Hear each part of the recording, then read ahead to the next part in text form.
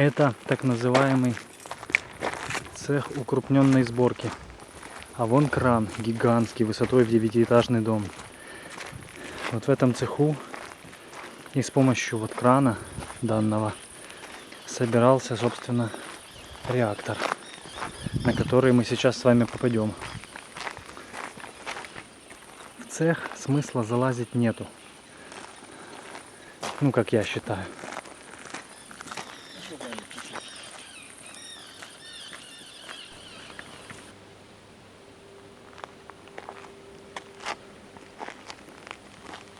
Волги. Лучшая машина Советского Союза была. Волга. Гордость советского автопрома. Я поспешил вперед, чтобы успеть отснять кадры при нормальном освещении, так как солнце неумолимо садилось, а Влад залез внутрь, в тот самый цех укрупненной сборки, и снял несколько фото. На самом деле, внутри идет работа, разбирают оставшиеся механизмы, автомобили, трактора.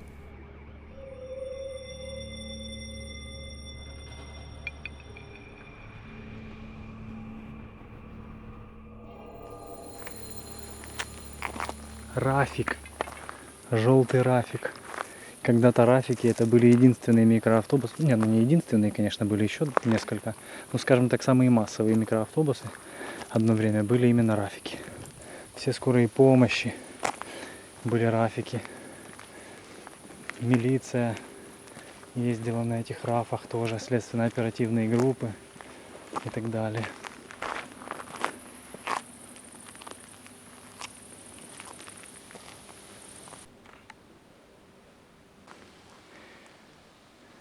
Вот и 5-й энергоблок. Мы подошли к нему и сейчас залезем внутрь.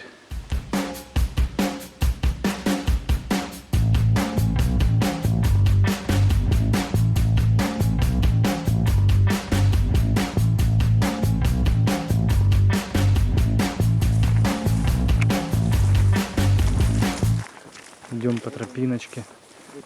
Еще кран сохранился. Это та самая очередь строительства, которая не состоялась. Она была остановлена в 1986 году.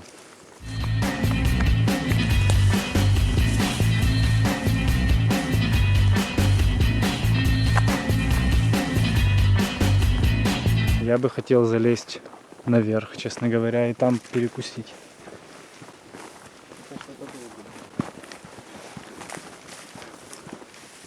Но если сравнивать с тем, сколько мы сюда добирались, это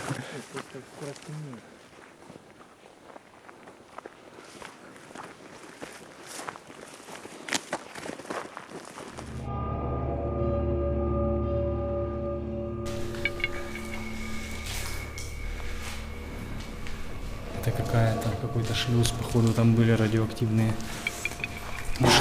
Может там были стержни?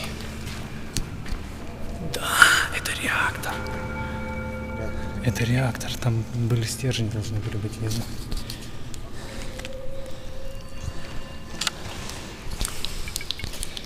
Самый яркий.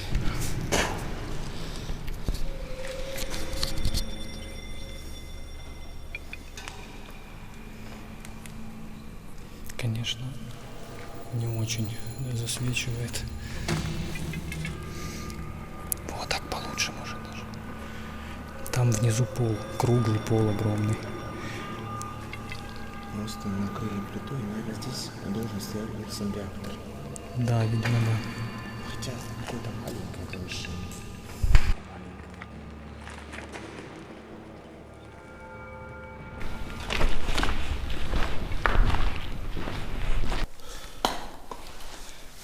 А здесь дверь без ступеней. Просто вот так вот можно сходить на прогулочку последнюю свою.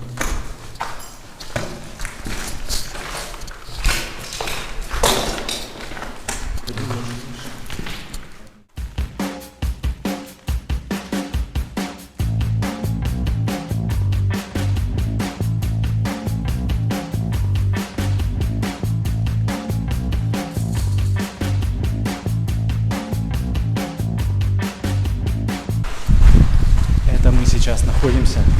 Энергоблоки. Вот, братцы, обратите внимание, как извлекали обмотку, жгли вот вандалы, ну, скорее мародеры даже, это не вандалы. Мародеры жгли кабеля здесь и вынимали провода, то есть сжигали обмотку, чтобы потом вынуть медный, скорее всего, провод же, да? Да, медные провода. Ребята, вы себе не представляете, какая здесь высота. Фонарь туда не достанет никак. Это высота, наверное, 12-этажного дома, а то и 16-этажного. То есть тут прямо надо мной. Это такая гигантская как бы колея, по которой доставляли топливо.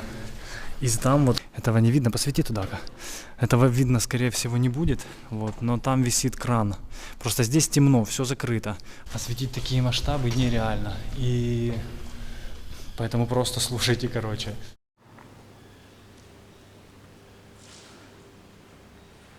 Вот, чтобы вы понимали масштабы. Здесь, здесь просто фантастическая высота.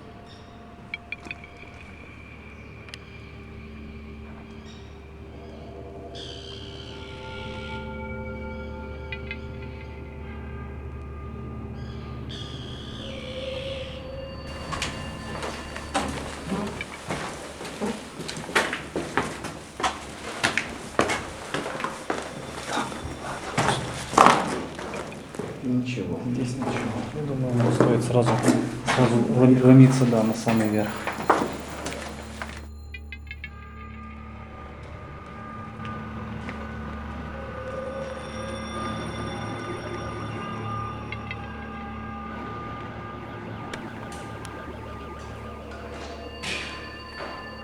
Различные помещения.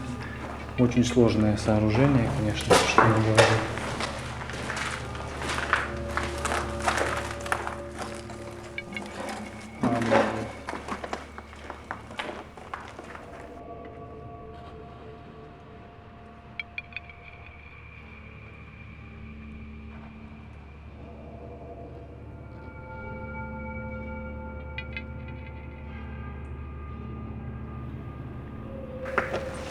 Снизу накопилась вода, конденсат.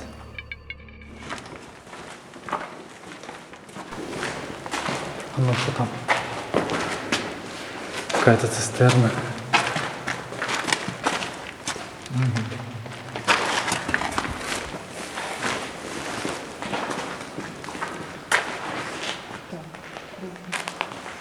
Тут провально.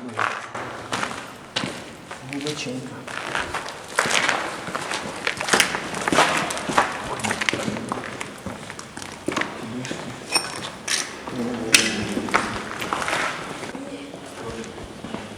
Ребята, здесь такой вид.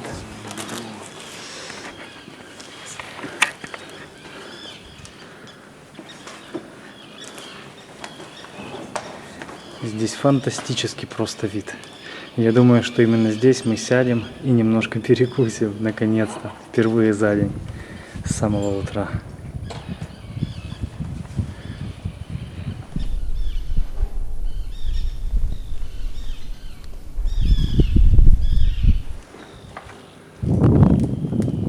А вот рядышком кран еще у нас тут, прямо возле нас. Да ты шо, дядь? Вот это вид. Да, и закат прямо за саркофагом. Потрясающе. Слушай, может, пошли на самую крышу еще?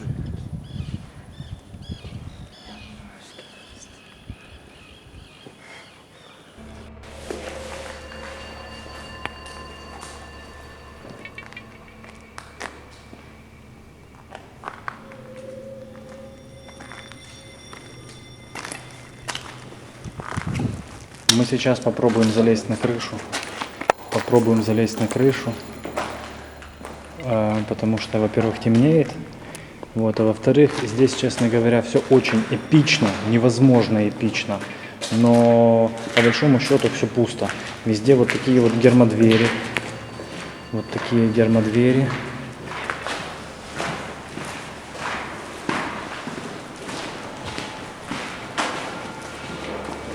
Вот еще одна, видите, вот.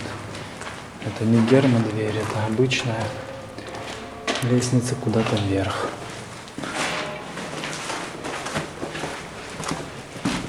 Здесь должен был лифт. Попробуем по этой лестнице подняться наверх. Надеюсь, она не приведет нас в тупик, как предыдущая, такая же. Я в каком-то очень огромном помещении. Его вон конец. Похоже, мне кажется, что это я сбоку как бы той шахты, по которой мы шли, по дну которой идут рельсы. Мне так кажется. Ну типа вот как бы она вот здесь вот так проходит по низу. Зацените, какая гигантская гермодверь. Кто там так шумит? Какая гигантская гермодверь. Толстенная. Вот еще одно место, в котором мародеры жгли кабеля. Вот видно зола снизу. То есть они ложили их на вот эти вот, на вот эту сетку. Потом жгли, все обсыпалось вниз, а медную обмотку они просто брали отсюда и сдавали на металл. Такой вот нехитрый способ, из-за чего все превратилось здесь в такую черную, покрытую копотью.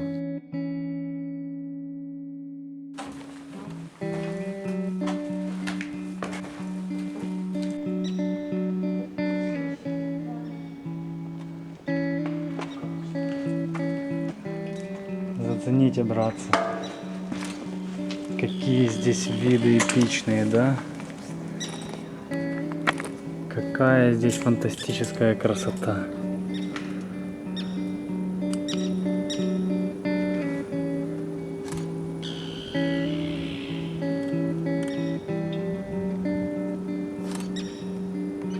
Один кран обрушился и упал прямо в воду.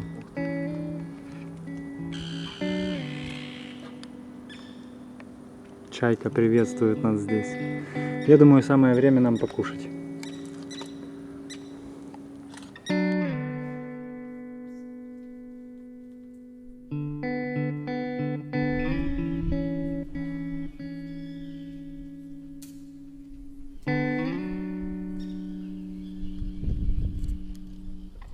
У нас небольшой перекус, протеиновые коктейли, галеты с джемом и с колбасой.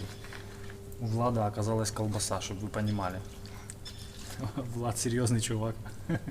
Пришел в Припять с колбасой.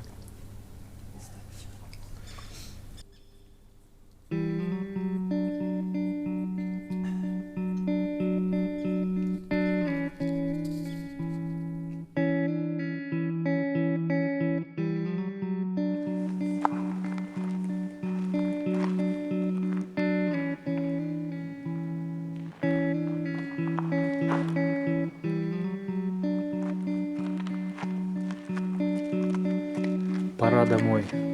Ребята, вы не представляете себе, что мы пережили, а путь домой будет совсем другим. Но я не уверен, что получится его снять, потому что просто ночь. Так что подписывайтесь на канал, делайте свою жизнь более интересной и ходите в захватывающие места. Ребята, не поверите, мы набрали воды вот здесь вот. Это вода, короче, чтобы вы понимали, это вот этот канал, такой ров, который окаймляет остров, на котором находится 5-й энергоблок и Градирни. Вот, и мы набрали из этого канала воды и фильтруем ее. Уже попили даже. Очень хорошая вода, ну как на вкус. Конечно, не фильтрованную я бы ее пить не стал, но да, фильтрованную вполне можно.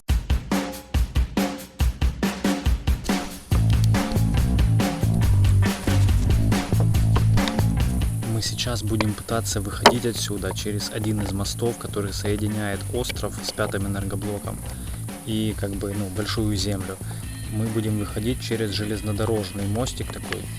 Вот, думаем, что все получится. Мы пробираемся по тому самому, вот, опоры,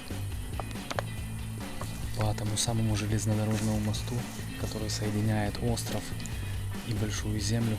И если ты, мой друг, еще не поставил лайк, то сейчас самое время это сделать.